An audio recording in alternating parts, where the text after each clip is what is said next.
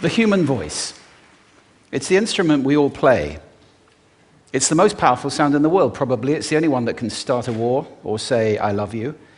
And yet many people have the experience that when they speak, people don't listen to them. Why is that? How can we speak powerfully to make change in the world? What I'd like to suggest, there are a number of habits that we need to move away from. I've assembled for your pleasure here 7 deadly sins of speaking. I'm not pretending this is an exhaustive list, but these 7, I think, are pretty large.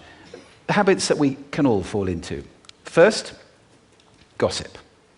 Speaking ill of somebody who's not present.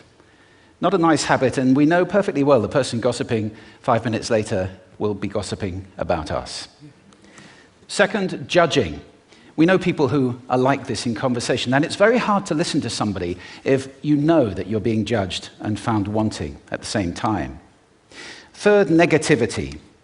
You can fall into this. My mother, in the last years of her life, became very, very negative, and it's hard to listen. I remember one day I said to her, it's October the 1st today, and she said, I know, isn't it dreadful? It's hard to listen when somebody's that negative. And another form of negativity, complaining. Well, this is the national art of the UK. It's our national sport. We complain about the weather, about sport, about politics, about everything. But actually, complaining is viral misery. It's not spreading sunshine and lightness in the world. Excuses. We've all met this guy. Maybe we've all been this guy. Some people have a blame thrower. They just pass it on to everybody else and don't take responsibility for their actions. And again, hard to listen to somebody who's being like that. Penultimate, the 6th of the 7, embroidery, exaggeration. It demeans our language, actually, sometimes. For example, if I see something that really is awesome, what do I call it? And then, of course, this exaggeration becomes lying, out-and-out lying, and we don't want to listen to people we know are lying to us. And finally, dogmatism. The confusion of facts with opinions. When those two things get conflated, you're listening into the wind. You know, somebody is bombarding you with their opinions as if they were true. It's difficult to listen to that. So here they are, 7 deadly sins of speaking. These are things I think we need to avoid. But is there a positive way to think about this? Yes, there is. I'd like to suggest that there are 4 really powerful cornerstones, foundations, that we can stand on if we want our speech to be powerful and to make change in the world. Fortunately, these things spell a word. The word is hail, and it has a great definition as well. I'm not talking about the stuff that falls from the sky and hits you on the head. I'm talking about this definition, to greet or acclaim enthusiastically, which is, I think, how our words will be received if we stand on these 4 things. So what do they stand for? See if you can guess.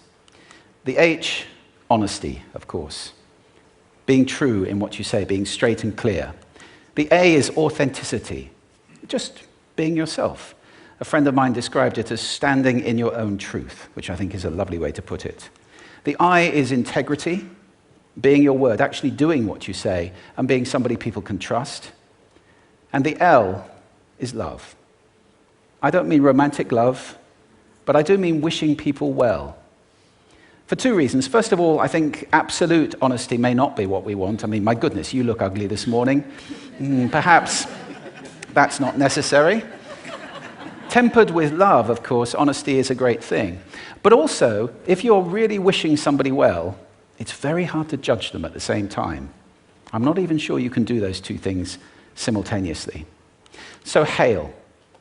Also, now that's what you say, and it's like the old song, it is what you say, it's also the way that you say it. You have an amazing toolbox. This instrument is incredible, and yet this is a toolbox that very few people have ever opened. I'd like to have a little rummage in there with you now, and just pull a few tools out that you might like to take away and play with, which will increase the power of your speaking. Register, for example. Now, falsetto register may not be very useful most of the time, but there's a register in between. I'm not going to get very technical about this for any of you who are voice coaches. You can locate your voice, however. So if I talk up here in my nose, you can hear the difference. If I go down here in my throat, which is where most of us speak from most of the time, but if you want weight, you need to go down here to the chest. You hear the difference? We vote for politicians with lower voices. It's true, because we associate depth with power and with authority. That's register. And we have timbre. It's the way your voice feels. Again, the research shows that we prefer voices which are rich, smooth, warm, like hot chocolate.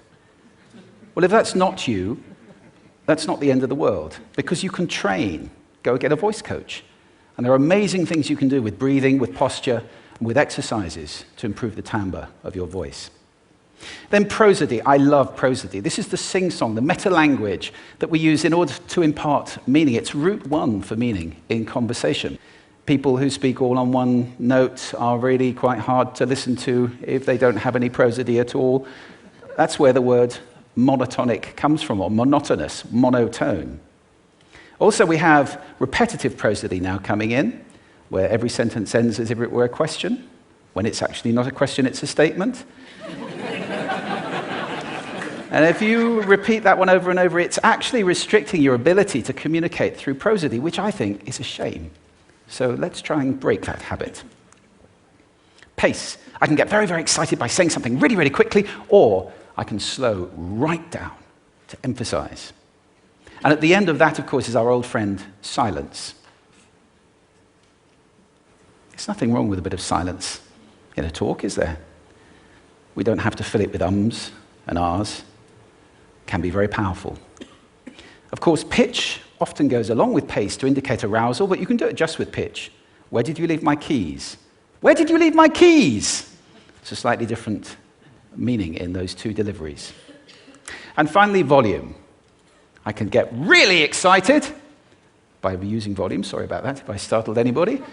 Or I can have you really pay attention by getting very quiet. Some people broadcast the whole time. Try not to do that. That's called sodcasting. Imposing your sound on people around you carelessly and inconsiderately. Not nice. Of course, where this all comes into play most of all is when you've got something really important to do. It might be standing on a stage like this and giving a talk to people. It might be proposing marriage, asking for a raise, a wedding speech, whatever it is. If it's really important, you owe it to yourself to look at this toolbox and the engine that it's going to work on. And no engine works well without being warmed up. Warm up your voice. Actually, let me show you how to do that. Would you all like to stand up for a moment? I'm going to show you the 6 vocal warm-up exercises that I do before every talk I ever do. Anytime you're going to talk to anybody important, do these. First, arms up, deep breath in, and sigh out, like that. One more time. Very good. Now we're going to warm up our lips, and we're going to go bop, bop, bop, bop, bop, bop, bop, bop. Very good. And now, just like when you were a kid. Now your lips should be coming alive. We're going to do the tongue next with exaggerated la, la, la, la, la, la, la, la, la. Beautiful. You're getting really good at this. And then roll an R. That's like champagne for the tongue.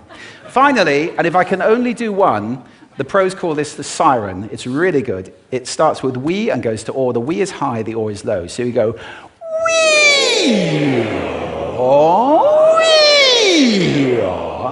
Fantastic. Give yourselves a round of applause. Take a seat. Thank you. Next time you speak, do those in advance. Now, let me just put this in context to close. This is a serious point here. This is where we are now, right? We speak not very well into people who simply aren't listening in an environment that's all about noise and bad acoustics. I have talked about that on this stage in different phases. What would the world be like if we were speaking powerfully to people who are listening consciously in environments which were actually fit for purpose? Or to make that a bit larger, what would the world be like if we were creating sound consciously and consuming sound consciously and designing all our environments consciously for sound? That would be a world that does sound beautiful, and one where understanding would be the norm. And that is an idea worth spreading. Thank you. Thank you.